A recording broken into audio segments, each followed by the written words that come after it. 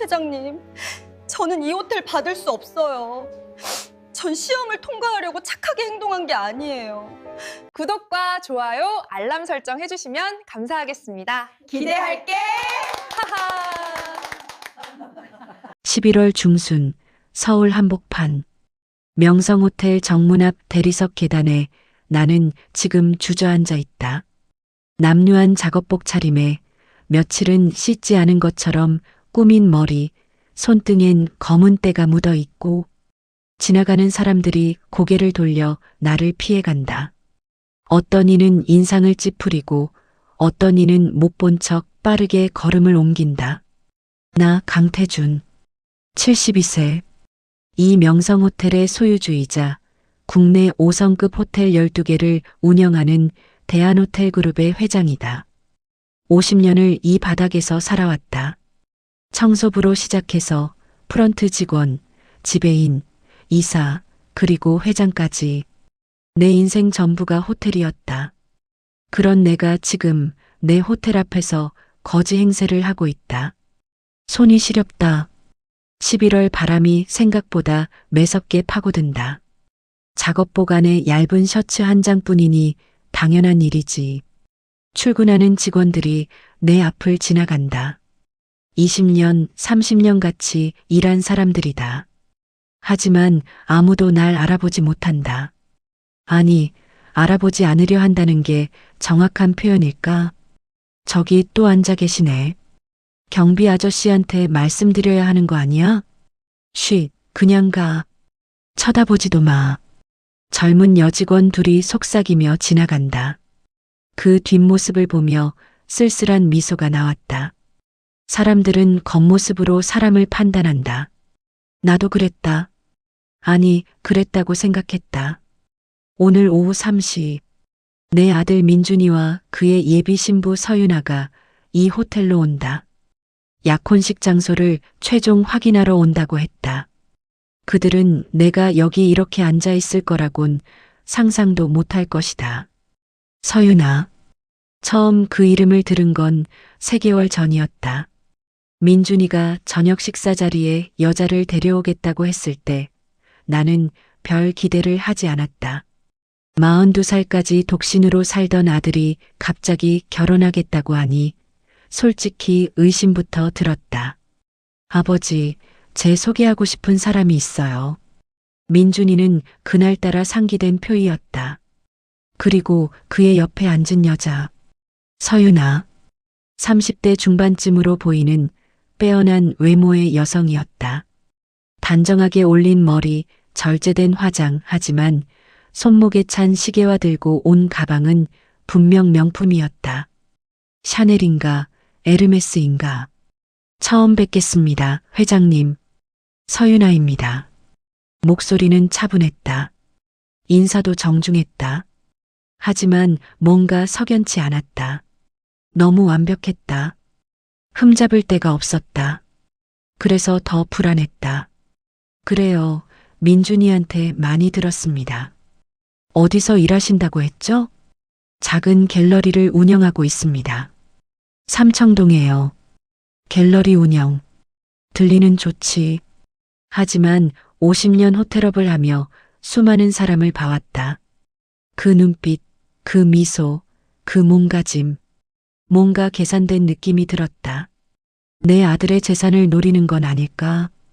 내 호텔 그룹을 노리는 건 아닐까? 식사 내내 나는 그녀를 관찰했다.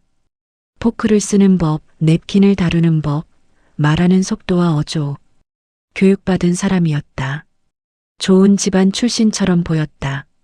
하지만 그게 진짜인지 연기인지 알 수가 없었다. 윤아 씨, 부모님은 뭐 하시죠?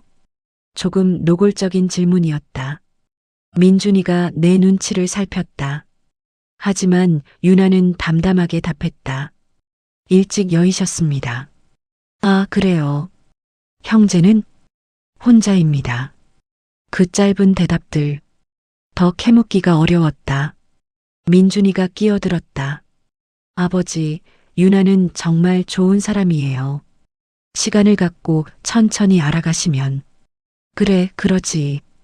나는 그렇게 대답했지만 마음 한구석은 여전히 불편했다. 그날 밤 민준이가 돌아간 후 나는 서재에 혼자 앉아 있었다. 책상 위에 놓인 액자. 10년 전 세상을 떠난 아내, 순자의 사진이다. 환하게 웃고 있는 순자를 보며 나는 중얼거렸다. 여보, 이 늙은이가 너무 의심이 많은 걸까요? 순자는 생전에 늘 말했다. 당신 사람을 겉모습으로 보지 마세요. 마음을 봐야죠. 하지만 세상은 그렇게 만만하지 않았다. 50년 사업하면서 나는 수없이 많은 사기와 배신을 봤다.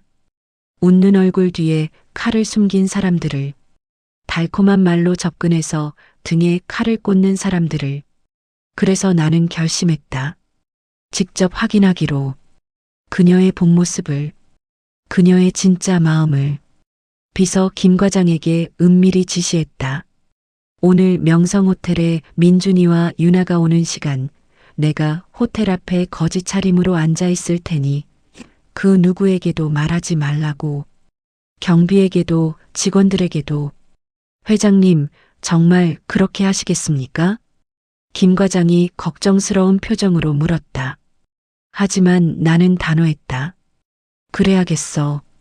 사람의 본 모습은 위기 상황에서 나오는 법이야.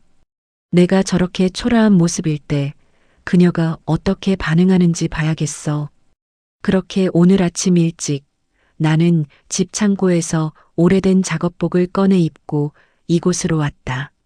새벽 6시부터 지금까지 거의 9시간째 여기 앉아 있다. 손발이 저리다. 배도 고프다. 하지만 참을 만하다. 50년 전 내가 청소부로 일할 때 이보다 더한 고생도 했으니까. 시계를 본다. 오후 2시 45분. 15분 후면 그들이 도착한다. 호텔 정문 앞으로 검은색 세단들이 들어선다. 투숙객들이다. 도어맨이 공손히 문을 열어준다. 그들은 나를 한번 흘끗 보고는 재빨리 시선을 거둔다. 불편한 표정으로. 사람들은 다 똑같구나. 문득 40년 전 이 자리가 떠올랐다. 그때 나는 프런트 직원이었다. 아직 이 호텔이 생긴 지 얼마 안 됐을 때였다. 어느 비 오는 날 저녁 한 노파가 호텔 앞에 쓰러져 있었다. 젖은 옷차림에 비틀거리는 걸음걸이. 명백히 노숙자처럼 보였다. 다른 직원들은 모두 외면했다. 지배인은 경비에게 빨리 치우라고 소리쳤다. 하지만 그때 로비에 있던 한 젊은 여성이 우산을 쓰고 뛰어나갔다. 그리고 그 노파를 부축해서 로비로 데려왔다. 괜찮으세요? 어디 다친 데는 없으세요? 그 여성의 목소리가 아직도 들리는 것 같다. 따뜻하고 진심 어린. 그 여성이 내 아내 순자였다. 당시 순자는 호텔 레스토랑에서 일하는 웨이트리스였다. 우리는 그 사건을 계기로 가까워졌고 2년 후 결혼했다. 당신, 사람은 절대 겉모습으로 판단하면 안 돼요. 그 할머니도 누군가의 어머니고 할머니잖아요. 순자는 그렇게 말했다. 그리고 평생 그렇게 살았다. 누구에게나 따뜻했고 누구도 차별하지 않았다. 10년 전 순자가 암으로 세상을 떠나기 직전 병상에서 내 손을 잡고 마지막으로 한 말이 있다. 여보, 민준이 결혼 상대. 꼭 사람을 봐요. 돈이나 배경 말고 그 사람의 마음을. 제발. 그게 순자의 마지막 당부였다. 그래서 나는 지금 여기 있다. 유나의 마음을 보기 위해. 그녀가 겉으로 보이는 완벽함 뒤에 진짜 어떤 사람인지 확인하기 위해. 손목시계를 다시 본다. 2시 58분. 멀리서 익숙한 차가 보인다. 민준이의 차다. 검은색 벤츠가 호텔 정문 앞에 천천히 멈춰선다. 내 심장이 빠르게 뛰기 시작한다. 운전석에서 민준이가 내린다. 그리고 조수석 문을 열어준다. 유나가 내린다. 오늘은 베이지색 코트를 입었다. 우아하고 단정하다. 그들은 아직 나를 보지 못했다. 호텔 입구를 향해 걸어온다. 10m, 5m, 3m. 이제 내가 앉아 있는 계단 바로 앞이다. 유나의 발걸음이 멈춘다. 그녀가 나를 봤다. 유나의 발걸음이 멈춘다. 그녀가 나를 봤다. 정확히 말하면 계단에 앉아 있는 거지를 봤다. 그녀의 눈동자가 잠깐 흔들린다. 놀람일까? 당혹감일까? 아니면 혐오일까? 나는 고개를 더 숙인다. 손으로 얼굴을 가린다. 알아보면 안 되니까. 아직은. 유나야, 왜 그래? 민준이가 그녀의 어깨에 손을 얹으며 묻는다. 유나는 고개를 저으며 다시 걷기 시작한다. 아니에요. 아무것도 아니에요. 그들의 발걸음 소리가 내 앞을 지나간다. 유나의 하이힐 소리, 또각또각. 민준이의 구두 소리, 묵직하고 빠르다. 그리고 그들은 호텔 입구로 사라진다. 나는 천천히 고개를 든다. 그들의 뒷모습을 바라본다. 도어맨이 공손하게 문을 열어준다. 로비 안으로 들어가는 그들. 환한 샹들리에 불빛이 쏟아지는 그곳. 따뜻한 난방이 있는 그곳. 그리고 여기 차가운 대리석 계단에 앉아 있는 나. 첫 번째 반응은 무난했군. 사실 실망스럽다. 무언가 특별한 반응을 기대했던 걸까? 다가와서 괜찮냐고 물어봐 주길 바랐던 걸까? 아니다. 그건 너무 순진한 기대다. 처음 보는 노숙자에게 선뜻 다가오는 사람이 얼마나 되겠는가. 하지만 그 잠깐의 머뭇거림. 유나가 나를 보고 잠시 멈췄던 그 순간. 그건 뭘 의미하는 걸까?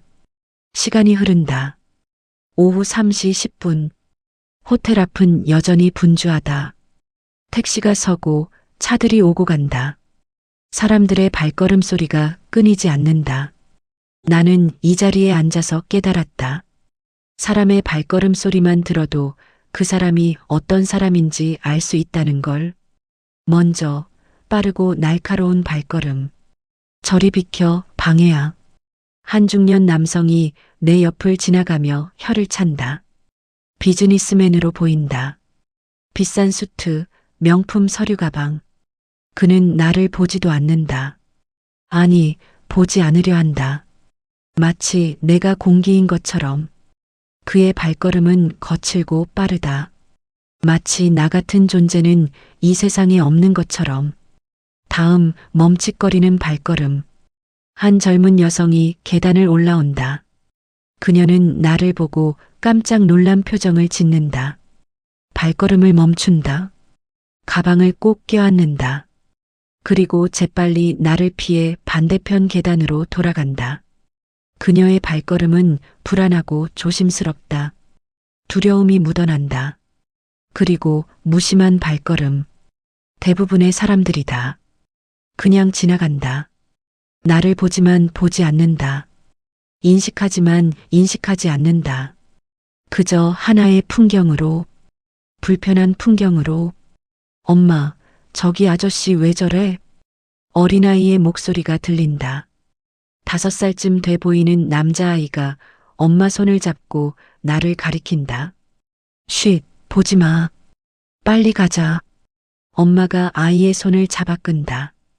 아이는 고개를 돌리며 계속 나를 본다. 순수한 호기심 어린 눈빛으로. 엄마, 아저씨 추워 보여. 옷 입혀줘야 돼. 됐어. 신경 쓰지 마. 우리 상관없는 일이야. 엄마의 목소리가 차갑다. 아이의 발걸음이 점점 멀어진다. 하지만 아이는 계속 뒤를 돌아본다. 가슴이 먹먹해진다. 저 아이는 아직 순수하다. 어려운 사람을 보면 도와줘야 한다고 생각한다. 하지만 저 엄마는 이미 안다. 세상이 그렇게 녹록하지 않다는 걸. 함부로 개입했다가는 곤란해질 수 있다는 걸. 나도 저 엄마처럼 살아왔다. 순자가 죽고 난 뒤 나는 더욱 각박해졌다. 사람을 믿지 않게 됐다. 의심부터 하게 됐다. 사업적으로 접근하는 사람들, 내 재산을 노리는 사람들, 가짜 미소를 짓는 사람들을 너무 많이 봤으니까. 오후 3시 30분. 호텔 직원 한 명이 나를 향해 걸어온다. 경비복을 입은 장 씨다. 20년째 이 호텔에서 일하는 사람이다. 나는 그를 안다. 성실하고 책임감 강한 사람이다. 어르신, 여기 앉아 계시면 안 됩니다. 다른 곳으로 가주셨으면 합니다. 공손하지만 단호한 말투다. 장 씨는 내 얼굴을 자세히 보지 않는다. 그저 하나의 처리해야 할 문제로 보고 있다. 좀만 있으면 안 될까요? 나는 일부러 목소리를 떨며 말한다. 거친, 나이 든 남자의 목소리로. 안 됩니다. 호텔 이미지가 있어서요. 가까운 복지관 주소 알려드릴 테니. 배가 고파요. 조금만 쉬었다 갈게요. 어르신, 제가 편의점에서 김밥이라도 사드릴 테니 다른 곳으로 가주세요. 장 씨가 지갑을 꺼낸다. 10,000원짜리 2장을 꺼내 내밀다. 그의 눈빛에는 연민이 있다. 하지만 동시에 거리두기도 있다. 내 일은 아니지만 그래도 사람인데 하는 복잡한 감정. 나는 그 돈을 받지 않는다. 돈은 필요 없어요. 그냥 조금만 쉬었다 갈게요. 어르신. 장 씨가 난처한 표정을 짓는다. 그때 무전기에서 소리가 난다. 장 씨, 로비 상황 확인 부탁드립니다. 네, 알겠습니다. 장 씨가 나를 보며 한숨을 쉰다. 어르신, 10분만 계세요. 10분 후에는 꼭 이동해 주셔야 합니다. 그리고 그는 돌아선다. 그의 발걸음은 무겁다. 직책과 양심 사이에서 갈등하는 발걸음. 나는 장 씨의 뒷모습을 보며 생각한다. 착한 사람이다. 하지만 그것만으로는 부족하다. 직장에는 규칙이 있고 그 규칙을 따라야 한다. 개인의 양심보다 조직의 논리가 우선이다. 50년 전 내가 프런트 직원이었을 때도 마찬가지였다. 지배인이 지시하면 따라야 했다. 노숙자를 쫓아내라고 하면 쫓아내야 했다. 그게 직장인의 숙명이었다. 하지만 순자는 달랐다. 순자는 그날 지배인의 명령을 무시하고 노파를 도왔다. 그리고 나중에 크게 혼났다. 경고장까지 받았다. 하지만 순자는 후회하지 않았다. 나는 내 양심을 따른 거예요. 규칙이 사람보다 중요한 건 아니잖아요. 그날 순자가 한 말이다. 그 말이 나를 바꿨다. 나도 순자처럼 살고 싶었다. 하지만 세월이 흐르며 나는 점점 계산적으로 변했다. 사업가가 됐다. 경영자가 됐다. 그리고 어느새 순자가 그토록 싫어하던 사람들처럼 됐다. 오후 3시 45분. 한 무리의 사람들이 호텔에서 나온다. 투숙객들로 보인다. 중년 부부와 젊은 커플. 그들은 관광객 같다. 영어로 대화하고 있다. 오 마이 가드, look at that. 젊은 여성이 나를 보며 남자친구에게 속삭인다. 남자가 그녀를 데리고 빨리 지나간다. 디오엔티 스테어. 이츠루두. But he looks so cold. We can't help everyone. 그들의 대화가 들린다. 영어지만 이해할 수 있다. 50년 호텔업 하면서 영어는 자연스럽게 익혔다. 우리는 모두를 도울 수 없다. 맞는 말이다. 현실적인 말이다. 하지만 차갑다. 그때 호텔 입구에서 누군가 나온다. 유나다. 혼자다. 민준이는 안 보인다. 그녀는 로비 안에서 무언가를 들고 나온다. 흰색 봉투. 호텔 로고가 찍혀 있는. 그녀가 이쪽으로 걸어온다. 내 심장이 다시 빠르게 뛴다. 나를 향해? 아니면 그냥 밖으로 나가는 길일까? 그녀의 발걸음 소리. 또각또각. 일정하고 차분하다. 망설임이 없다. 3m, 2m, 그녀가 내 앞에 선다. 나는 고개를 숙인 채 있다. 얼굴을 보이면 안 된다. 아직은. 저기요. 유나의 목소리다. 부드럽다. 하지만 조금 떨린다. 나는 대답하지 않는다. 모른 척한다. 할아버지. 이번엔 조금 더 가까이 다가온다. 그녀가 무릎을 굽힌다. 내 눈높이에 맞춰서. 할아버지, 추우시죠? 나는 천천히 고개를 든다. 하지만 얼굴은 손으로 가린 채로 유나가 들고 온 흰색 봉투를 내민다. 이거 드세요. 따뜻한 샌드위치랑 커피예요. 봉투에서 김이 올라온다. 방금 만든 음식이다. 저는 돈 없어요. 아니에요. 그냥 드리는 거예요. 받으세요. 그녀가 봉투를 내 손에 쥐어준다. 따뜻하다. 음식의 온기가 손을 타고 전해진다. 고맙습니다. 천천히 드세요. 뜨거우니까 조심하시고요. 유나가 일어선다. 하지만 바로 가지 않는다. 잠시 망설이더니 자신의 목에 둘렀던 스카프를 푼다. 카시미어 스카프? 비싼 거다. 이것도요. 목 보호하셔야 해요. 그녀가 스카프를 내 어깨에 걸쳐준다. 조심스럽게 마치 깨지기 쉬운 것을 다루듯이. 감기 걸리면 큰일이잖아요. 꼭 두르시고요. 나는 말을 잃는다. 이게 연기일까, 진심일까? 혹시 나를 알아본 걸까? 아니면 정말로 모르는 노인에게 베푸는 선의일까? 할아버지, 혹시 갈 곳 없으세요? 제가 아는 복지관 있는데. 아니, 괜찮아요.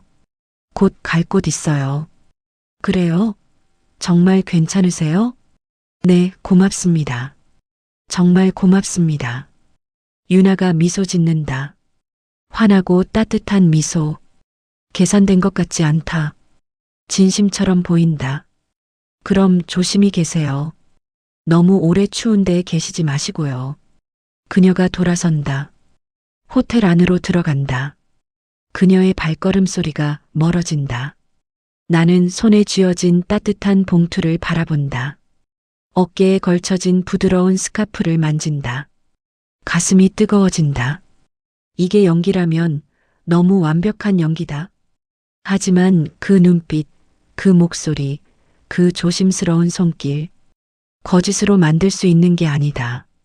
아니면 내가 너무 감상적으로 변한 걸까? 나는 봉투를 연다. 따뜻한 샌드위치와 커피가 들어있다. 호텔 레스토랑 메뉴다. 개당 2만 원은 하는 샌드위치다. 한 입 베어 문다. 따뜻하다. 부드럽다. 그리고 눈물이 난다. 왜 눈물이 나는지 모르겠다. 음식이 맛있어서일까? 아니면 누군가의 따뜻함이 그리워서일까? 순자가 그리워서일까? 나는 샌드위치를 먹으며 생각한다. 유나, 너는 누구냐? 진짜 착한 사람이냐? 아니면 완벽한 가면을 쓴 사람이냐? 오후 4시 10분.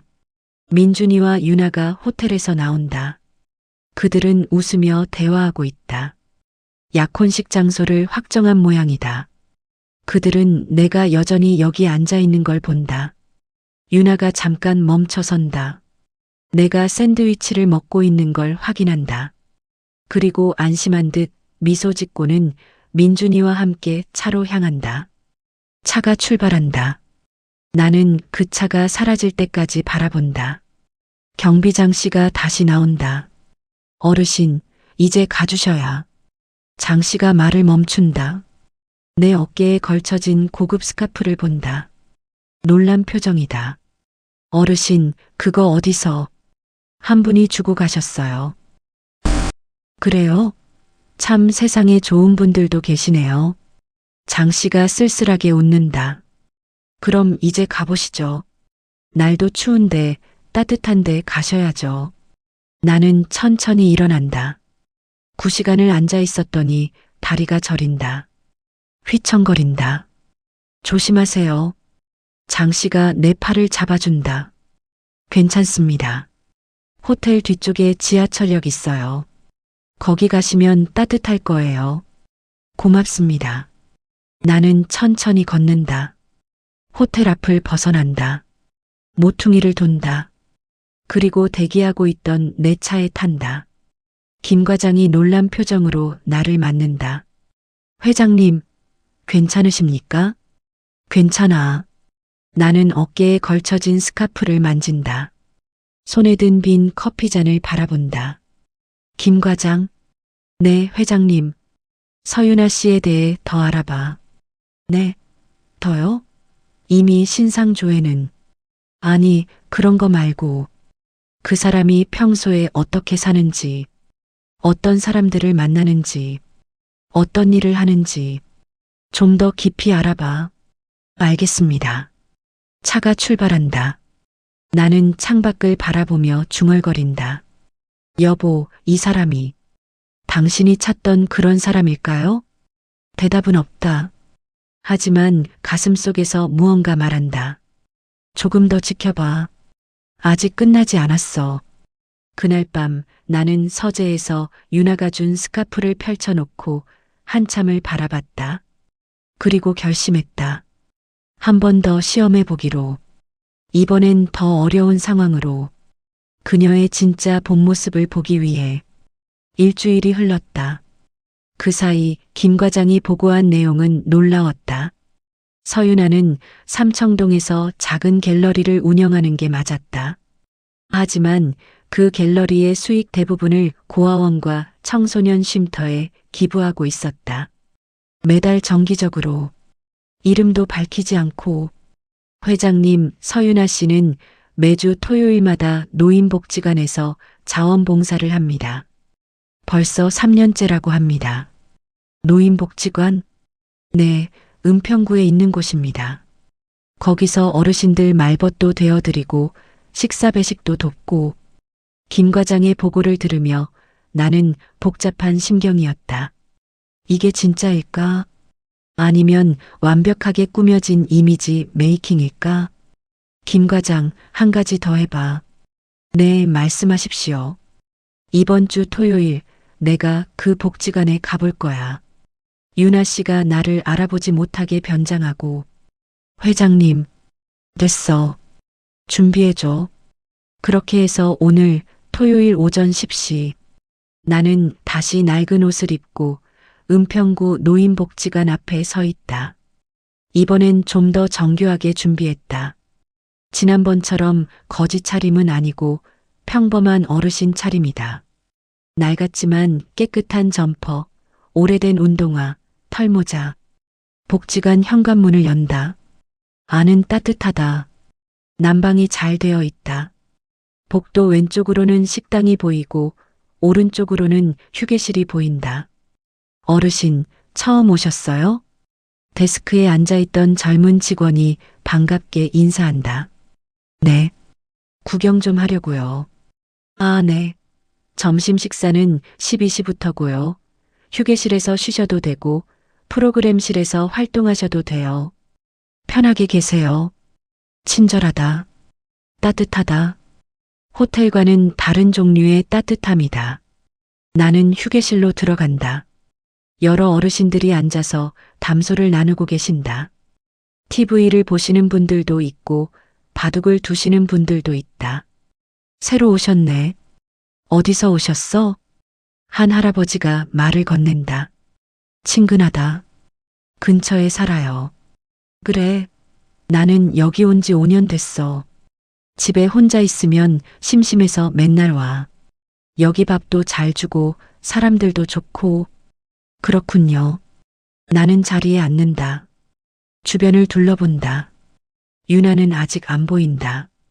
10시 30분쯤 현관문이 열리는 소리가 들린다. 경쾌한 발걸음 소리. 또각또각. 안녕하세요. 밝은 목소리가 복도에 울린다. 유나다. 유나 씨 왔네. 우리 유나 왔어. 휴게실에 계시던 어르신들이 일제히 반긴다. 마치 손녀를 맞이하듯이. 유나가 휴게실로 들어온다. 오늘은 청바지에 니트 차림이다. 평소 호텔에서 보던 우아한 모습과는 다르다. 더 편안하고 자연스럽다. 할머니, 지난주에 허리 아프시다고 하셨는데 좀 나아지셨어요? 응, 유나가 사준 파스 붙였더니 좀 낫더라고. 다행이다. 오늘도 제가 파스 가져왔어요. 나중에 드릴게요. 유나가 가방에서 파스 여러 통을 꺼낸다. 자기 돈으로 산 것이다. 할아버지, 요즘 입맛은 좀 어때요? 저번에 입맛 없다고 하셔서 걱정했는데. 아이고, 유나야. 내 덕분에 요즘 잘 먹고 있어. 지난번에 내가 싸온 김치가 얼마나 맛있던지. 제가 직접 담갔어요. 오늘도 가져왔어요. 나중에 나눠드릴게요. 유나의 목소리에는 진심이 묻어난다. 꾸며진 것 같지 않다. 자연스럽고 따뜻하다. 그녀는 한 분 한 분 인사를 돌며 안부를 묻는다. 이름을 다 기억하고 있다.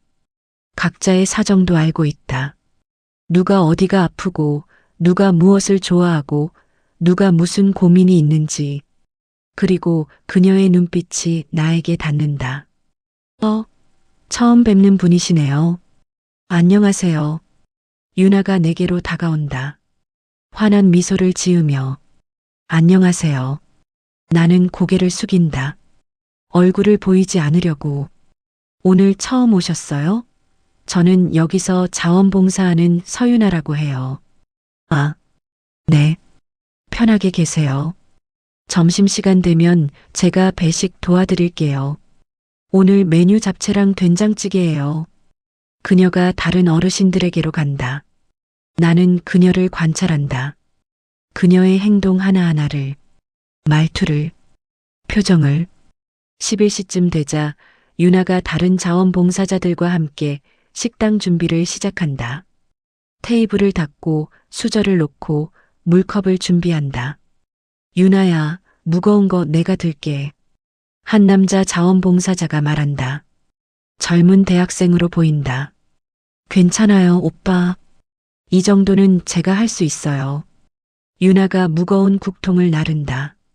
힘들어 보인다. 하지만 웃으며 한다. 12시. 식사 시간이다. 어르신들이 줄을 선다. 나도 그 줄에 선다. 유나가 배식을 한다.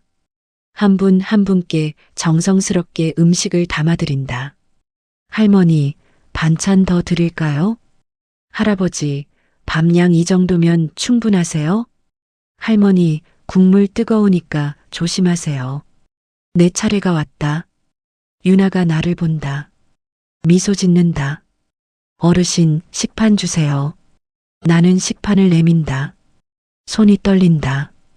일부러 떠는 게 아니다. 정말로 떨린다. 유나가 밥을 담아준다. 반찬을 담아준다. 국을 담아준다. 어르신, 손이 떨리시네요. 괜찮으세요? 그녀가 걱정스러운 표정으로 묻는다. 아, 나이가 들어서 그래요. 앉으실 때 조심하세요. 제가 나중에 가서 뵐게요. 나는 자리에 앉아 식사를 한다. 음식이 목으로 넘어가지 않는다. 왜 이렇게 가슴이 먹먹한지. 식사 후 유나가 어르신들 한 분 한 분 찾아다니며 말벗이 되어드린다. 할아버지, 요즘 손주들 만나셨어요? 아니, 바쁘다고 안 와. 그래도 할아버지 생각은 하실 거예요. 바쁜 세상이잖아요. 그래도 외롭지 뭐. 제가 있잖아요. 제가 할아버지 손주 같잖아요. 그래. 내가 우리 손주지. 할아버지의 얼굴에 환한 미소가 번진다. 외로움이 조금 가셨다는 표정이다. 유나가 내게로 온다. 어르신, 식사 잘하셨어요? 네. 잘 먹었습니다. 손이 많이 떨리시는 것 같은데 병원은 다녀보셨어요? 병원은 돈이 없어서. 나는 일부러 힘없는 목소리로 말한다. 구청에 가시면 의료비 지원 받으실 수 있어요. 제가 도와드릴게요. 다음 주에도 오실 거예요? 글쎄요. 꼭 오세요. 제가 구청 담당자분 연락처 알아봐서 알려드릴게요. 그녀가 진심으로 걱정하는 눈빛이다. 오후 2시쯤 나는 복지관을 나와 근처 카페에 앉아 있다. 복지관이 보이는 자리다. 오후 4시쯤 유나가 복지관에서 나온다. 자원봉사를 마친 것이다. 그녀는 피곤해 보인다. 하지만 표정은 밝다.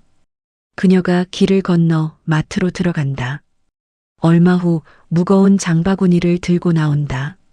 쌀, 라면, 생필품들이 가득하다. 그녀가 다시 복지관으로 들어간다. 직원에게 장바구니를 건넨다. 기부하는 것이다. 내 가슴이 뜨거워진다. 이게 연기라면 너무나 완벽한 연기다. 하지만 연기는 무대 위에서만 가능하다. 아무도 보지 않는 곳에서 아무런 대가 없이 매주 이렇게 할 수 있을까? 나는 결심한다. 마지막 시험을 하기로. 가장 결정적인 순간에 일주일 후 또 다른 토요일. 오늘은 날씨가 춥다. 영하의 날씨다. 바람도 세차게 분다. 나는 복지관 근처 골목에 앉아 있다. 지난주보다 더 초라한 차림으로, 추위에 떨고 있는 모습으로. 오전 11시, 유나가 복지관으로 들어가는 게 보인다. 그녀는 나를 못 봤다. 골목 안쪽이라 잘 안 보이니까. 나는 기다린다. 12시 30분쯤, 유나가 복지관에서 나온다. 점심시간이다. 그녀는 편의점으로 가는 것 같다. 그때 나는 일부러 길 한가운데로 비틀거리며 나간다. 쓰러지는 척한다. 무릎을 짚는다. 몇 명의 사람들이 지나간다. 하지만 모두 외면한다. 바쁘다는 듯이 지나간다. 아저씨, 괜찮으세요? 한 젊은 남자가 물어본다. 하지만 내 냄새를 맡고는 인상을 찌푸리며 간다. 나는 계속 그 자리에 주저앉아 있다. 그때 익숙한 발걸음 소리가 들린다. 또각또각. 유나다. 어머, 어르신. 유나가 달려온다.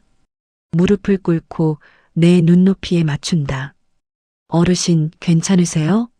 어디 아프세요? 나는 고개를 들지 못하는 척한다. 지난주에 복지관에서 뵌 분이시죠?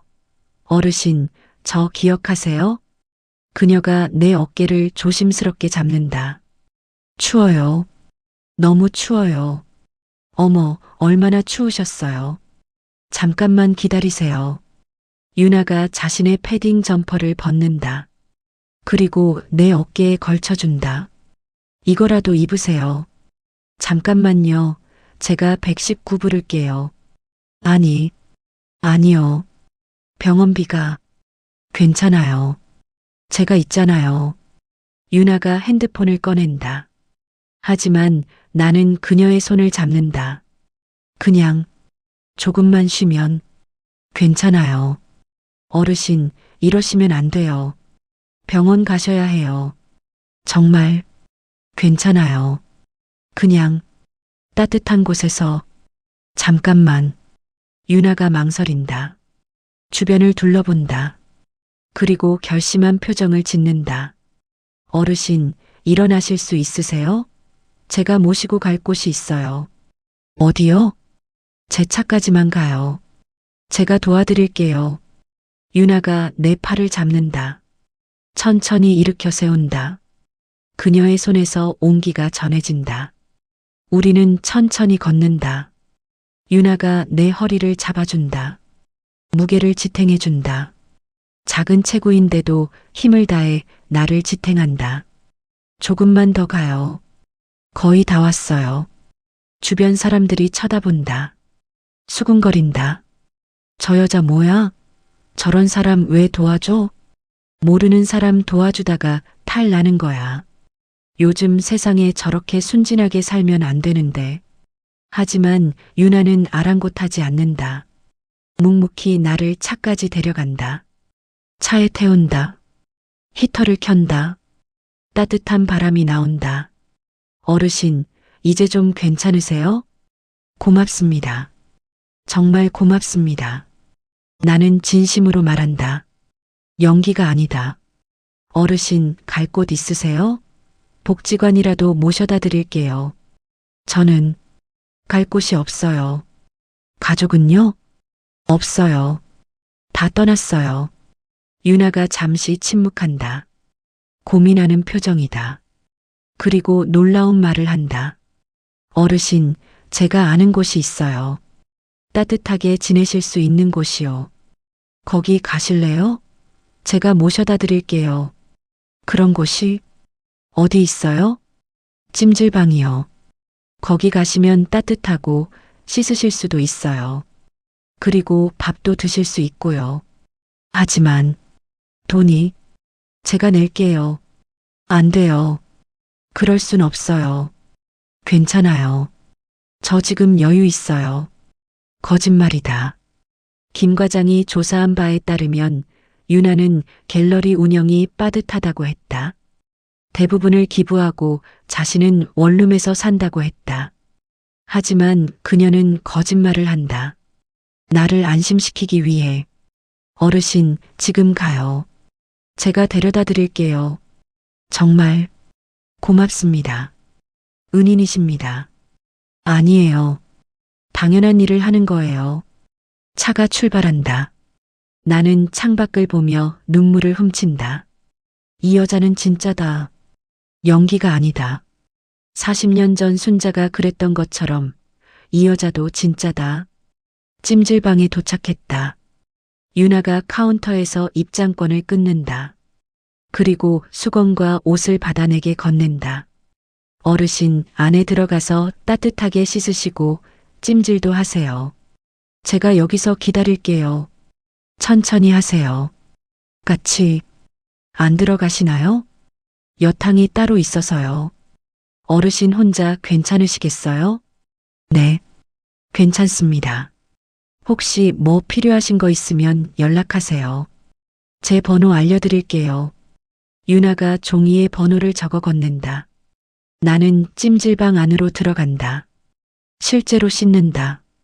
따뜻한 물이 몸을 씻어내린다. 오랜만이다. 이렇게 마음이 따뜻한 게.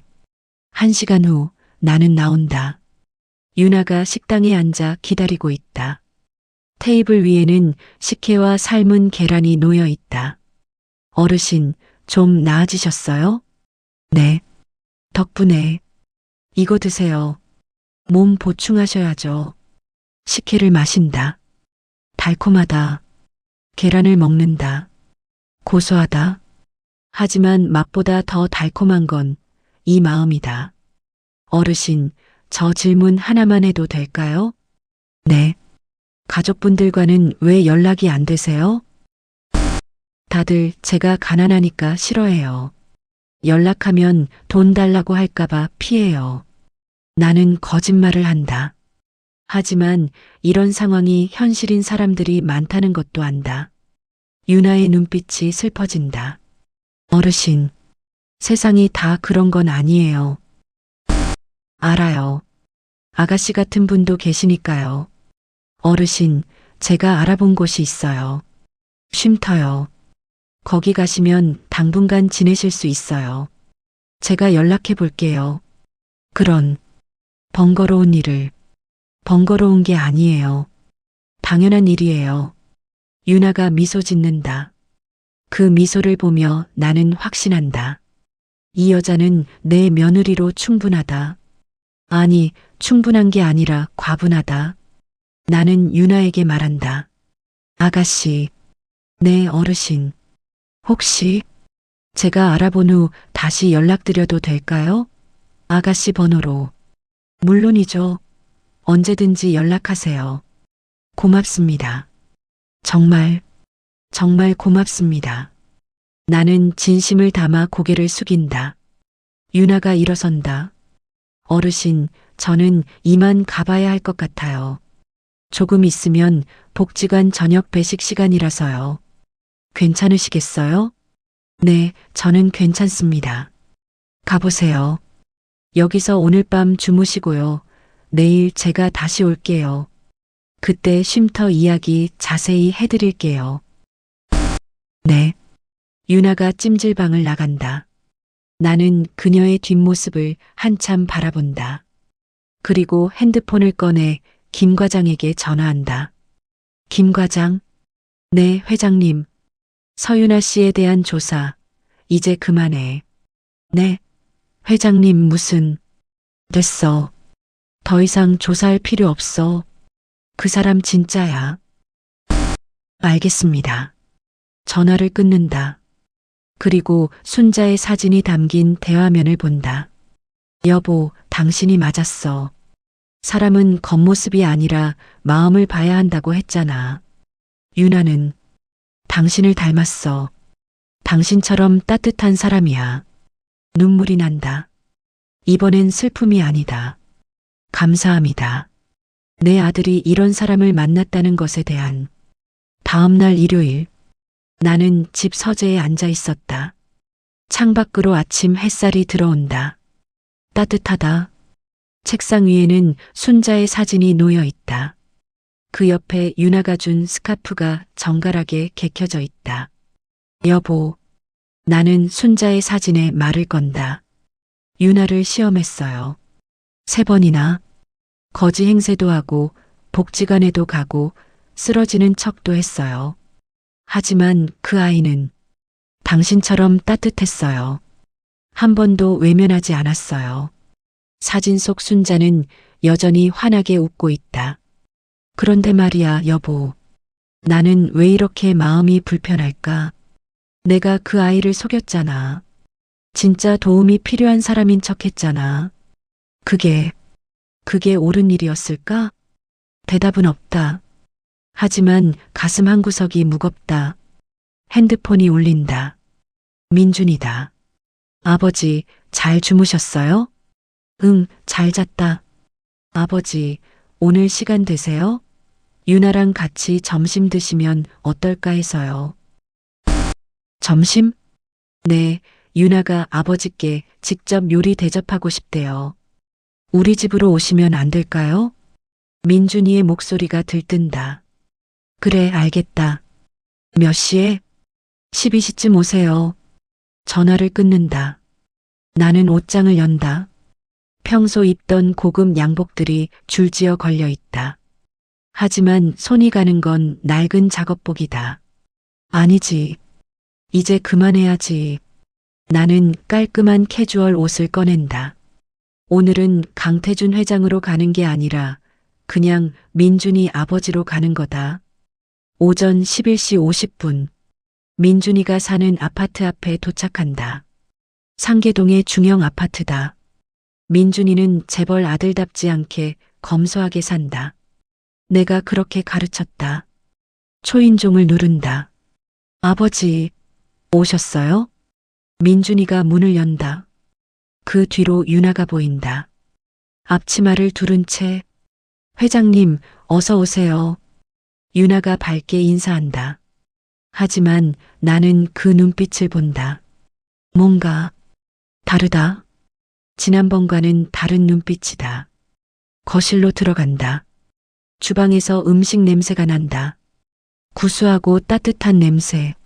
아버지, 앉으세요. 유나가 정성껏 준비했어요. 그래.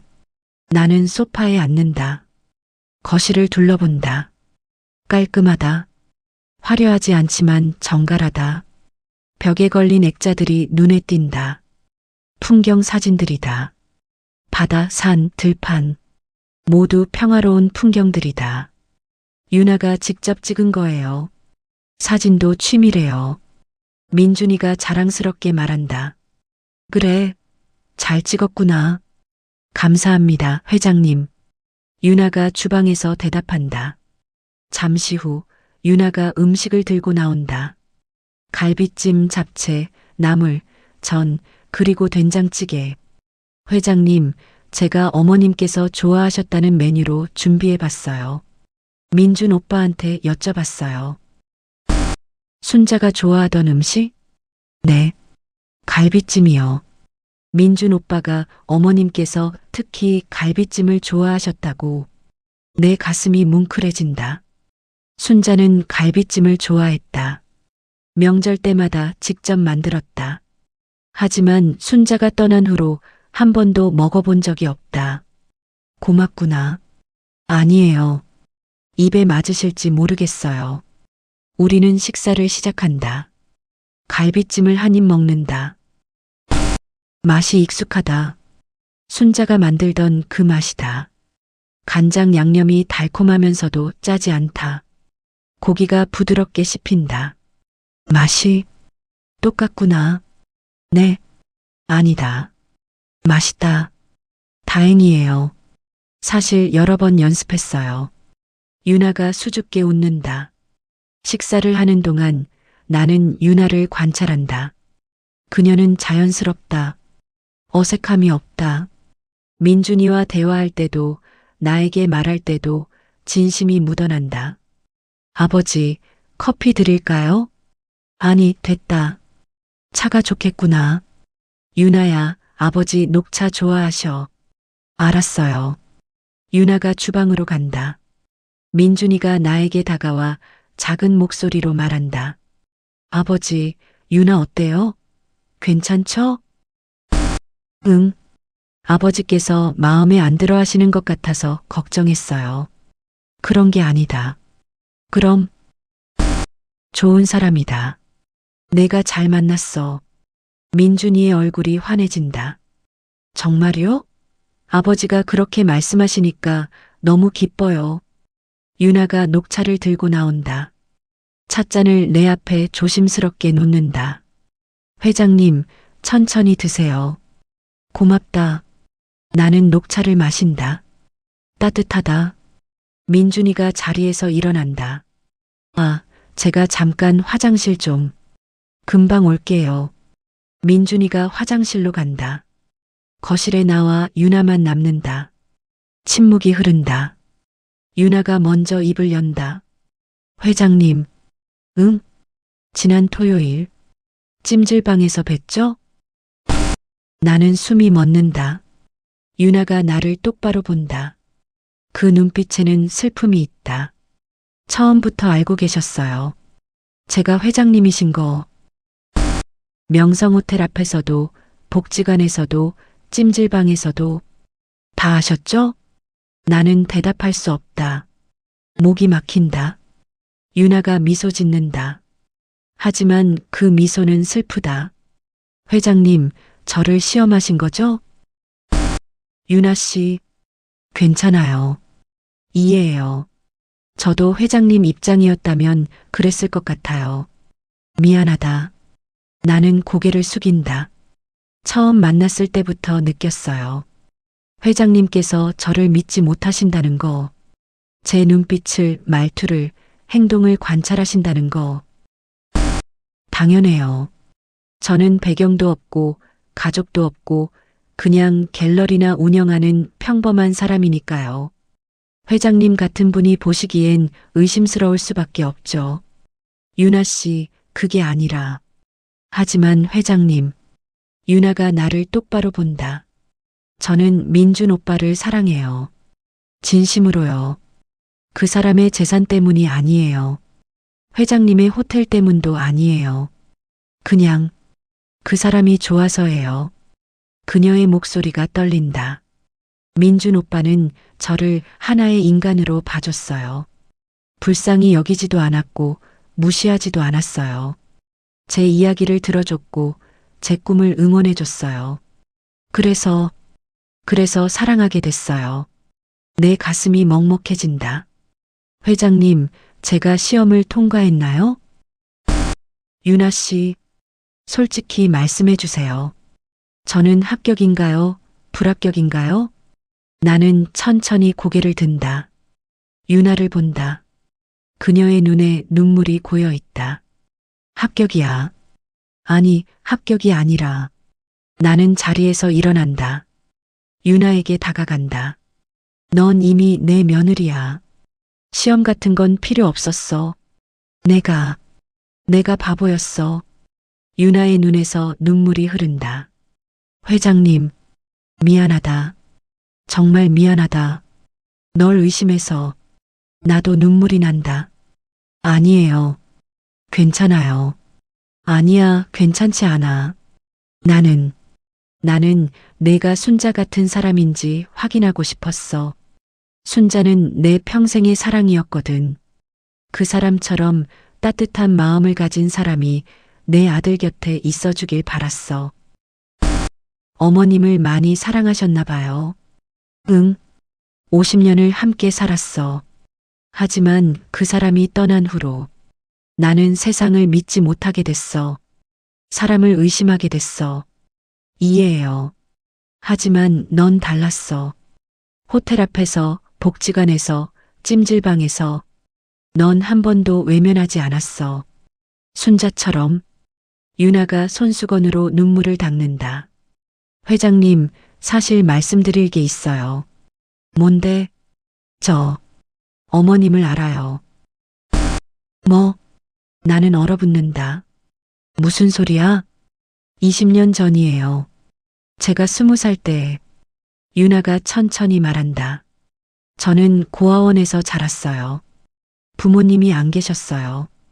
고아원 생활은 힘들었어요. 먹을 것도 부족했고, 입을 것도 부족했고, 꿈을 꾼다는 게 사치였어요. 18살 때 고아원을 나와야 했어요. 하지만 갈 곳이 없었어요. 그래서 이곳저곳 일자리를 찾았어요. 식당, 편의점, 청소, 닥치는 대로 했어요. 유나의 목소리가 떨린다.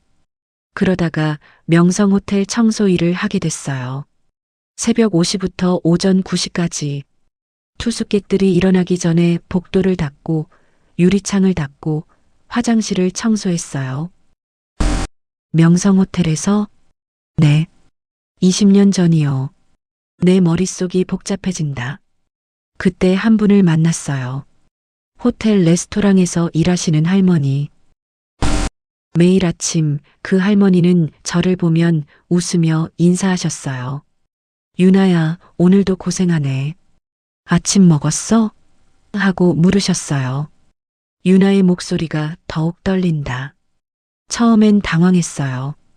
아무도 제 이름을 불러준 적이 없었거든요.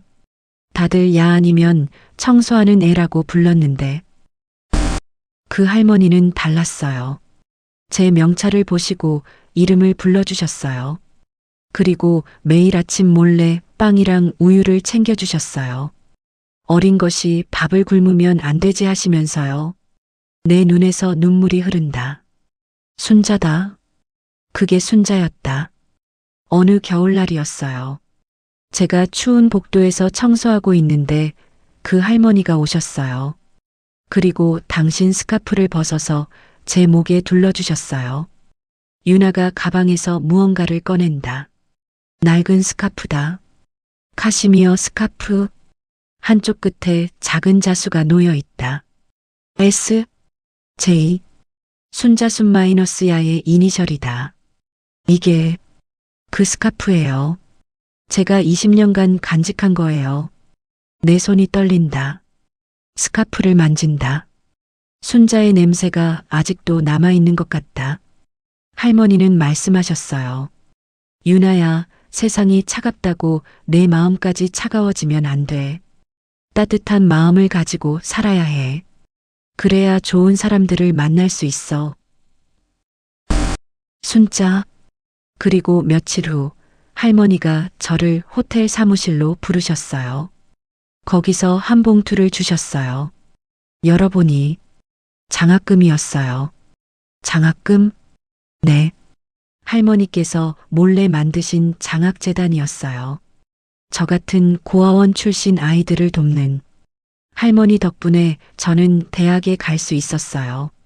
공부할 수 있었어요. 갤러리를 열 수 있었어요. 유나가 울먹인다. 할머니는 제 인생을 바꿔주셨어요. 제가 지금 여기 이렇게 있을 수 있는 건 다 그분 덕분이에요. 나는 주저앉는다. 소파에 털썩 앉는다. 여보, 당신이 그런 일을. 회장님, 어머님은 정말 천사셨어요. 저뿐만 아니라 수십 명의 아이들을 도우셨어요. 아무에게도 말씀 안 하시고 조용히. 나도 몰랐어. 순자가 그런 일을 하는 줄. 어머님은 착한 일은 조용히 하는 게 진짜 착한 일이라고 하셨어요. 내 가슴이 터질 것 같다. 순자, 당신은 내가 모르는 사이에도 그렇게 착하게 살았구나.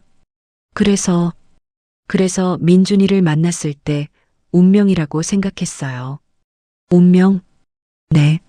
민준 오빠의 성함을 듣는 순간 혹시 그 할머니의 아드님이 아닐까 생각했어요. 그래서 물어봤죠. 어머님께서 호텔에서 일하셨나요? 하고.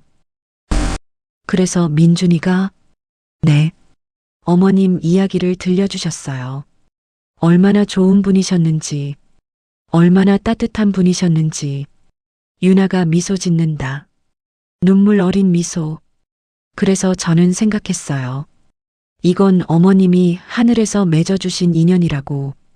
어머님께서 제게 주신 마지막 선물이라고. 나는 말을 잃는다. 모든 게 연결된다. 순자가 심어놓은 씨앗이 20년 후에 꽃을 피운 것이다. 그래서 회장님께서 저를 시험하셔도 괜찮았어요. 저는 제가 어머님의 가르침대로 살고 있는지 증명하고 싶었어요. 유나야. 호텔 앞에서도, 복지관에서도, 찜질방에서도 저는 어머님이라면 어떻게 하셨을까 생각했어요. 그리고 그대로 했어요. 나는 유나를 껴안는다. 고맙다. 정말 고맙다. 순자의 마음을 이어받아줘서. 아니에요, 회장님. 제가 더 감사해요. 우리는 한참을 울었다. 민준이가 화장실에서 나온다. 왜 우세요? 무슨 일 있어요? 우리는 웃으며 손을 흔든다. 아니다. 기쁜 눈물이야. 기쁜 눈물? 응. 내가 정말 좋은 사람을 만났구나 싶어서. 민준이가 우리를 번갈아 본다. 상황을 이해 못하는 표정이다. 아버지, 유나가 뭐라고 했어요? 나중에 다 얘기해 줄게. 지금은 나는 유나의 손을 잡는다. 지금은 그냥 고맙다는 말만 하고 싶구나. 유나가 고개를 끄덕인다. 저도요, 회장님. 아버님. 아버님? 네. 이제 아버님이라고 불러도 될까요? 그럼 당연하지. 우리는 함께 웃었다. 그날 오후 나는 서재로 돌아와 순자의 사진 앞에 앉았다. 여보, 당신이 심어놓은 씨앗이 꽃을 피웠어요. 20년 전 당신이 도왔던 그 아이가 이제 우리 며느리가 됐어요. 사진 속 순자는 여전히 웃고 있다. 당신은 정말 대단한 사람이었어요. 나는 당신이 그런 일을 하는 줄도 몰랐어. 장학재단을 만들고 아이들을 돕고. 나는 서랍을 연다.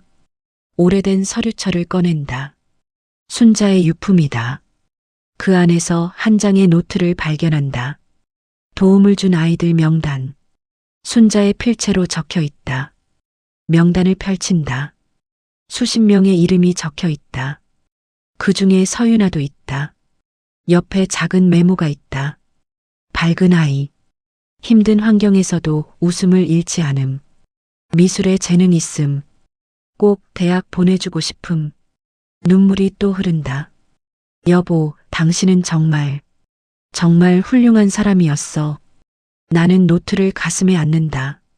당신 덕분에 민준이가 좋은 사람을 만났어요. 당신 덕분에 우리 가족이 완성됐어요. 고마워요, 여보. 정말 고마워요. 창밖으로 석양이 진다. 따뜻한 햇살이 서재를 물들인다. 순자가 옆에 앉아 있는 것 같다. 당신이 옳았어. 사람은 겉모습이 아니라 마음을 봐야 한다고. 나는 이제야 깨달았어. 나는 결심한다. 순자가 만든 장학재단을 확대하기로. 더 많은 아이들을 돕기로. 유나와 함께, 그리고 민준이와 함께, 우리 가족이 함께 순자의 따뜻한 마음을 세상에 계속 전하기로. 일주일 후 나는 명성호텔 최상층 회장실에 앉아 있었다. 책상 위에는 서류 한 뭉치가 놓여 있다. 명성호텔의 소유권 이전 서류다. 김 과장이 조심스럽게 물었다. 회장님, 정말 이렇게 하시겠습니까? 그래. 유나에게 호텔을 주기로 했어. 하지만 회장님, 명성호텔은 그룹의 상징인데. 상징이 뭐가 중요해? 사람이 중요하지. 나는 서류에 서명을 한다. 천천히 정성스럽게. 오늘 저녁에 민준이와 유나를 이 호텔 레스토랑으로 부를 거야. 거기서 이 서류를 전달할 거고. 알겠습니다. 김 과장이 물러간다. 나는 창밖을 본다. 서울 시내가 한눈에 내려다 보인다. 50년간 내가 읽어온 이 제국. 하지만 이제 깨달았다. 진짜 소중한 건 건물이 아니라 사람이라는 것을. 순자의 사진을 꺼내본다. 지갑 속에 늘 넣고 다니는 작은 사진이다. 여보, 오늘 유나에게 호텔을 줄 거예요. 당신이라면 찬성했겠죠? 대답은 없지만 마음속에서 순자의 목소리가 들리는 것 같다. 잘했어요, 여보. 그 아이는 자격이 있어요. 저녁 7시.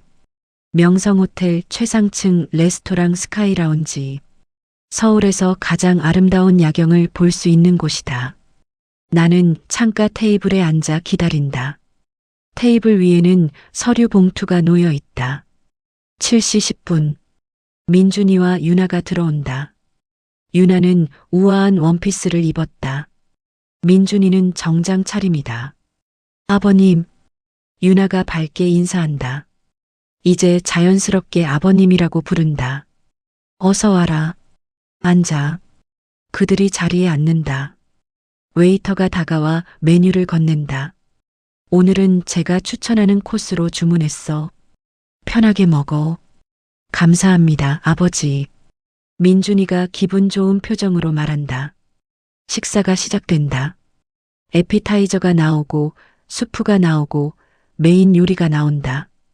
우리는 가벼운 대화를 나눈다. 민준이 회사 이야기, 유나의 갤러리 이야기, 결혼 준비 이야기. 아버님, 결혼식은 다음 달로 정했어요. 다음 달? 빠르네? 네, 너무 오래 기다리기 싫어서요. 유나가 수줍게 웃는다. 그래, 좋아. 어디서 하는데? 바로 이 호텔에서요. 아버님, 호텔에서 결혼하고 싶어서요. 그래, 영광이구나. 디저트가 나온다. 티라미수와 커피. 나는 천천히 커피를 마신다. 그리고 테이블 위에 봉투를 집는다. 유나야. 네, 아버님? 이걸 받아라. 봉투를 유나에게 건넨다. 유나가 의아한 표정으로 봉투를 받는다. 이게 뭐예요? 열어봐. 유나가 봉투를 연다. 서류를 꺼내본다. 그녀의 얼굴이 창백해진다. 이게 무슨 명성호텔 소유권 이전 서류야. 오늘부로 이 호텔은 내 거다. 민준이도 놀라 벌떡 일어난다. 아버지, 이게 무슨 말씀이세요? 내 결혼 선물이야. 유나에게. 하지만 아버지, 명성호텔은 회장님께서 처음 만드신 호텔이잖아요. 아버지의 인생이. 그래, 내 인생이지. 그리고 그 인생을 내 아내에게 물려주고 싶구나. 유나가 고개를 젓는다. 손이 떨린다. 아버님, 저는 이걸 받을 수 없어요. 왜? 이건 너무 큰 선물이에요. 저는 자격이 없어요. 자격 있어. 나는 단호하게 말한다. 유나야, 넌 내가 평생 찾던 사람이야. 순자 같은 사람. 따뜻한 마음을 가진 사람. 그런 사람에게 내 호텔을 물려주고 싶어. 하지만 이 호텔은 50년 전 순자와 내가 함께 꿈꿨던 곳이야. 사람들이 따뜻함을 느낄 수 있는 곳. 돈이 많아도 적어도 모두가 환대받는 곳. 나는 창밖을 본다. 50년 전의 기억이 떠오른다. 순자와 내가 결혼하고 처음 산 게 작은 여관이었어. 방 5개짜리. 우리는 그 여관을 운영하면서 꿈을 꿨지. 언젠가 큰 호텔을 짓겠다고. 하지만 돈만 버는 호텔이 아니라 사람을 따뜻하게 대하는 호텔을 만들겠다고 유나가 눈물을 글썽인다. 순자는 늘 말했어. 여보, 호텔은 집이에요. 손님들이 집에 온 것처럼 편안해야 해요. 부자든 가난하든 모두가 환대받아야 해요. 그래서 이 호텔을 지을 때도 순자의 뜻을 담으려고 노력했어. 직원들을 잘 대하고 손님들을 가족처럼 대하고 나는 유나를 본다. 하지만 순자가 떠난 후 나는 그 마음을 잃어버렸어. 사업이 중요해졌고 돈이 중요해졌고 숫자가 중요해졌어. 사람의 온기를 잊어버렸지. 아버님, 그런데 넌 그걸 다시 일깨워줬어. 호텔 앞에서, 복지관에서, 찜질방에서 넌 내게 순자의 마음이 뭐였는지 다시 보여줬어. 유나의 눈에서 눈물이 흐른다. 그래서 이 호텔을 내게 주고 싶어. 내가 순자의 마음으로 운영해줬으면 좋겠어. 아버님, 받아라, 유나야. 유나가 고개를 젓는다. 눈물을 닦으며 말한다. 아버님, 저는 정말 감사해요. 아버님의 마음이 너무 감사해요. 하지만 그녀가 서류를 테이블 위에 놓는다. 저는 이걸 받을 수 없어요. 왜? 저는 시험을 통과하려고 착하게 행동한 게 아니에요. 유나의 목소리가 떨린다. 호텔 앞에서도, 복지관에서도, 찜질방에서도 저는 그냥 제 마음이 시키는 대로 했을 뿐이에요. 어머님께서 가르쳐 주신 대로 살았을 뿐이에요. 만약 제가 이 호텔을 받는다면 제 모든 행동이 이걸 받기 위한 거였다고 오해받을 것 같아요. 저는 그게 싫어요. 유나야. 그리고 아버님. 유나가 나를 똑바로 본다. 저는 민준 오빠를 사랑해서 결혼하는 거예요. 호텔 때문이 아니에요. 재산 때문도 아니에요. 그냥 그 사람이 좋아서예요. 민준이가 유나의 손을 잡는다. 저도 아버지께 감사드려요. 이렇게 인정해 주셔서. 하지만 유나 말이 맞아요. 우리는 우리 힘으로 살고 싶어요. 나는 할 말을 잃는다. 세상에 이런 사람들이 있을까? 명성호텔을 거절하다니. 그럼 뭘 원하는데? 유나가 잠시 망설이더니 입을 연다. 아버님, 대신 제가 부탁드려도 될까요? 뭔데? 어머님께서 만드신 장학재단 있잖아요. 응, 알아. 그 재단을 확대하면 안 될까요? 확대? 네. 지금은 소규모로 운영되고 있는데 더 많은 아이들을 도울 수 있으면 좋겠어요. 유나의 눈빛이 반짝인다. 고아원 아이들, 한부모 가정 아이들, 어려운 환경의 아이들. 그 아이들이 꿈을 포기하지 않고 공부할 수 있게 도와주고 싶어요. 저처럼요. 어머님께서 저를 도와주셨던 것처럼 더 많은 아이들을 도와주고 싶어요. 나는 유나를 본다. 이 사람은 진짜다. 호텔보다 아이들이 더 중요한 사람이다. 좋아. 그렇게 하자. 정말요? 응. 장학재단을 크게 확대하자. 그리고 나는 잠시 생각한다. 내가 그 재단의 이사장을 맡아라. 제가요? 그래. 넌 어머님의 마음을 가장 잘 아는 사람이니까. 유나가 울먹인다. 감사합니다, 아버님. 정말 감사합니다. 고맙긴. 내가 고맙지. 우리는 함께 웃었다. 그때 레스토랑 문이 열린다. 김 과장이 들어온다. 손에 큰 상자를 들고 회장님 준비됐습니다. 그래, 가져와. 김 과장이 상자를 테이블 위에 놓는다. 이게 뭐예요, 아버지? 민준이가 묻는다. 유나한테 줄 게 또 있어. 나는 상자를 연다. 안에는 낡은 노트 한 권이 있다. 순자의 일기장이다. 이건 순자의 일기장이야. 순자가 세상 떠나기 전까지 쓴 거지.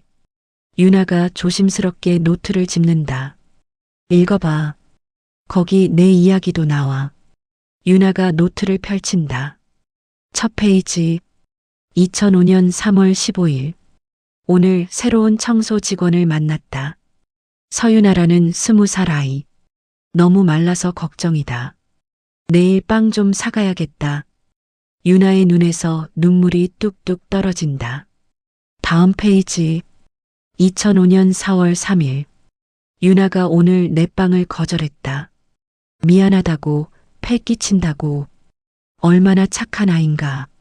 이 아이를 꼭 도와주고 싶다. 또 다음 페이지. 2005년 5월 20일. 유나에게 장학금 이야기를 했다. 처음엔 완강히 거절했다. 하지만 내가 설득했다. 넌 받을 자격이 있어. 그러니 받고 나중에 내가 다른 사람을 도와주면 돼. 유나가 울먹이며 고맙다고 했다.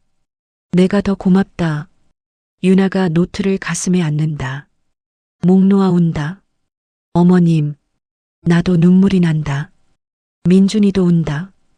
우리는 한참을 그렇게 있었다. 한 달이 흘렀다. 결혼식 날이다. 명성호텔 대연회장. 화려한 꽃 장식, 우아한 음악, 그리고 수백 명의 하객들. 하지만 내 눈에는 오직 하나만 보인다. 순백의 웨딩드레스를 입은 유나. 그 옆에 선 민준이. 그들은 환하게 웃고 있다. 나는 식장 맨 앞자리에 앉아 있다. 빈자리가 하나 있다. 순자의 자리다. 그 자리에는 순자의 사진이 놓여 있다. 여보, 보고 있죠? 우리 아들 결혼해요. 당신이 도왔던 그 아이와. 사진 속 순자는 웃고 있다. 주례가 말한다. 신랑 신부는 서로에게 서약의 말을 해주시기 바랍니다. 민준이가 먼저 말한다. 유나, 나는 당신을 평생 사랑하고 지키겠습니다. 당신의 따뜻한 마음을, 착한 마음을, 아름다운 영혼을 존중하고 아끼겠습니다. 유나가 대답한다. 민준 씨, 저도 당신을 평생 사랑하겠습니다. 어머님께서 가르쳐 주신 대로 따뜻한 마음으로 당신을 사랑하겠습니다. 그들이 키스한다. 박수가 터진다. 나도 박수를 친다. 눈물을 흘리며. 식이 끝나고 피로연이 시작된다. 하객들이 신랑 신부에게 축하 인사를 한다. 그때 한 무리의 사람들이 들어온다. 젊은 대학생들이다. 20명쯤 된다. 그들은 모두 같은 티셔츠를 입고 있다. 티셔츠에는 글씨가 적혀 있다. 순자장학재단 일기 장학생. 유나가 놀라 그들에게 달려간다. 얘들아, 누나, 결혼 축하해요. 그들이 유나를 둘러싼다. 누나, 우리가 축하 공연 준비했어요. 공연? 네. 학생들이 무대로 올라간다. 그리고 노래를 부른다. 감사합니다. 우리를 도와주셔서. 감사합니다. 꿈을 주셔서. 우리는 잊지 않을게요. 이 사랑을. 우리도 나눌게요. 이 사랑을. 직접 만든 노래다. 서툴지만 진심이 담겨 있다. 유나가 운다. 행복한 눈물을 흘린다. 민준이가 유나를 안는다. 나는 그 광경을 보며 생각한다. 순자, 당신이 심은 씨앗이 이렇게 자랐어요. 한 명의 아이를 도왔는데 그 아이가 또 다른 아이들을 돕고 있어요. 이게 바로 당신이 원하던 거죠? 피로연이 끝나갈 무렵 유나가 내게 다가온다. 아버님, 응? 제가 드릴 게 있어요. 유나가 작은 상자를 건넨다. 이게 뭐니? 열어보세요. 상자를 연다.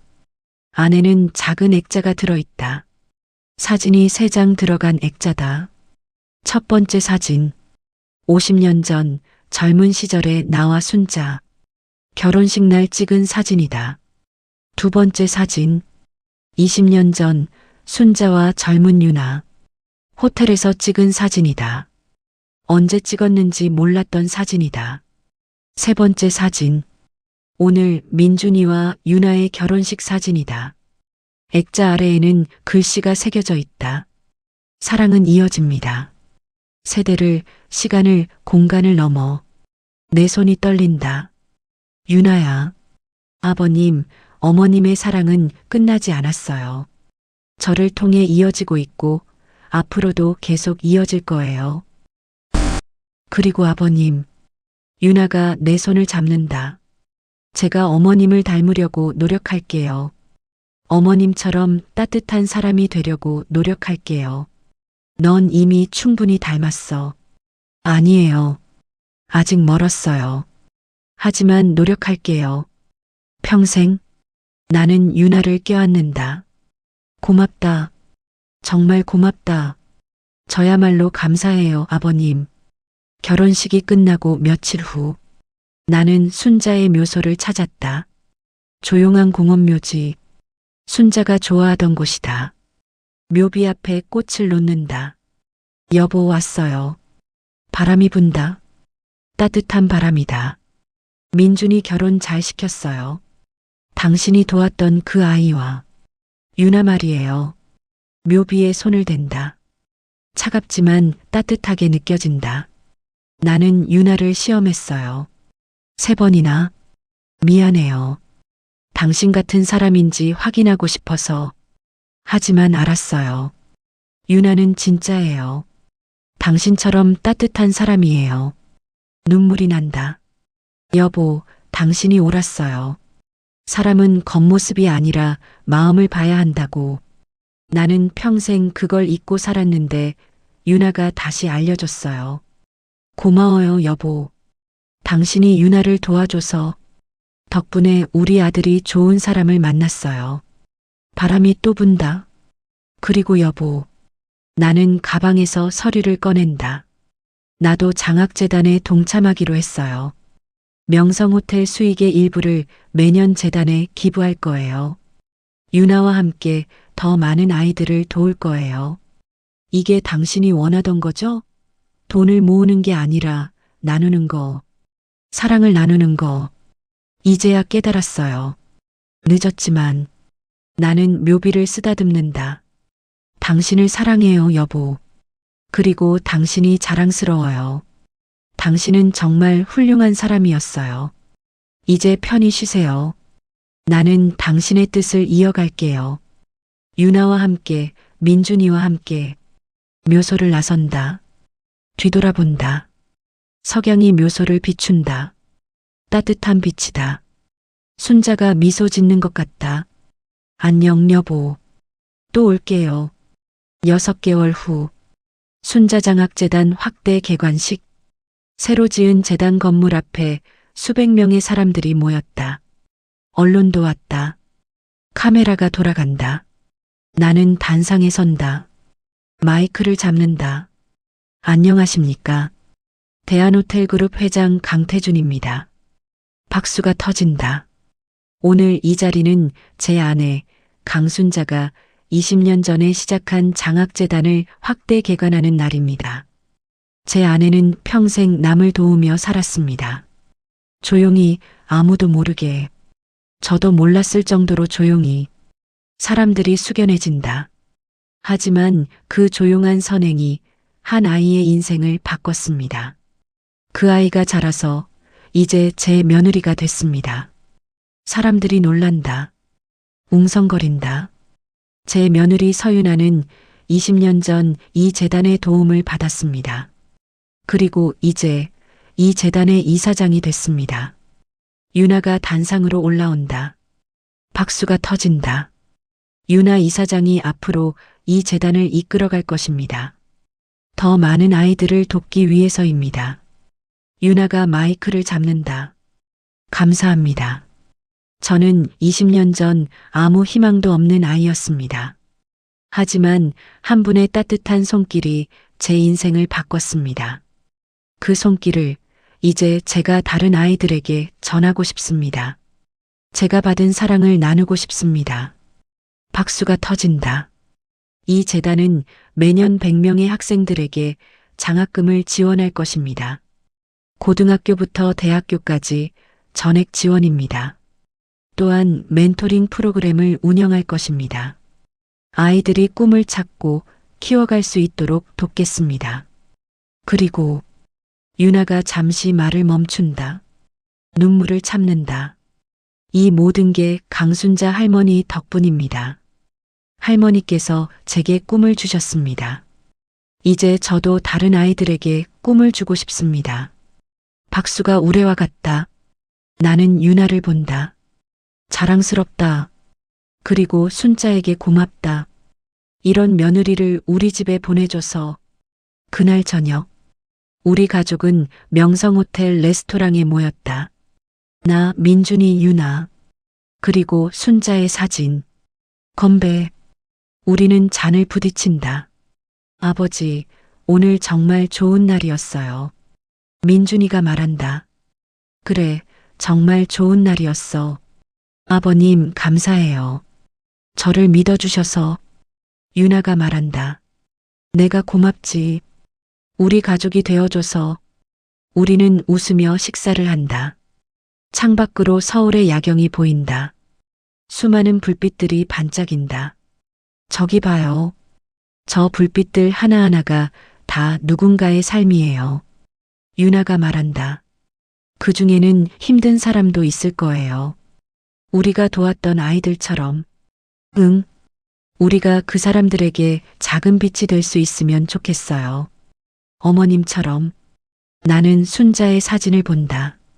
그럼 여보, 우리가 당신의 뜻을 이어가고 있어요. 잘하고 있죠? 사진 속 순자는 웃고 있다. 그 미소를 보며 나는 확신한다. 우리는 잘하고 있다고. 10년이 흘렀다. 나는 이제 82세다. 머리는 하얗게 샜고 걸음도 느려졌다. 하지만 마음은 여전히 따뜻하다. 오늘은 순자장학재단 10주년 기념식이다. 대강당에 수백 명이 모였다. 모두 이 재단의 도움을 받은 학생들이다. 어떤 이는 의사가 됐고, 어떤 이는 교사가 됐고, 어떤 이는 사업가가 됐다. 그들 모두 자신의 자리에서 열심히 살고 있다. 그리고 자신도 남을 돕고 있다. 유나가 단상에 선다. 10년 전 이 재단이 다시 시작됐을 때 우리는 꿈꿨습니다. 더 많은 아이들에게 기회를 주자고.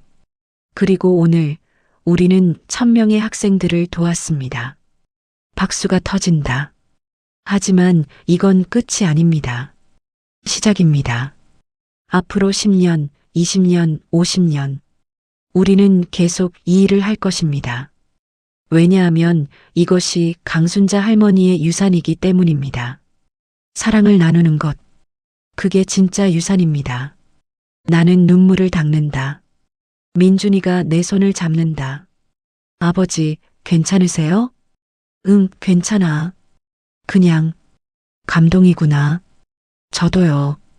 무대 옆에 순자의 큰 사진이 걸려 있다. 환하게 웃는 순자.